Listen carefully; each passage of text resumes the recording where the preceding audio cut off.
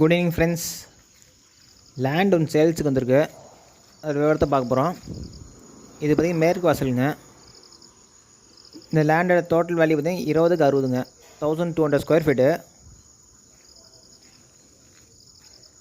இந்த லேண்டோட லொக்கேஷன் பார்த்திங்கன்னா சேலம் கௌரிமேடு ஏடிசி நகர் செல்வபுரம்ங்க. லேண்ட் அப்ரூவ்டுங்க, பில்டிங் அப்ரூவ்டு.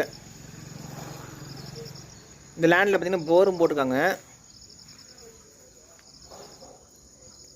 இந்த லேண்டோட ஸ்கொயர் ஃபீட் எவ்வளோன்னு பார்த்திங்கன்னா 4000 சொல்கிறாங்க. இது மேற்கு வாசலுங்க.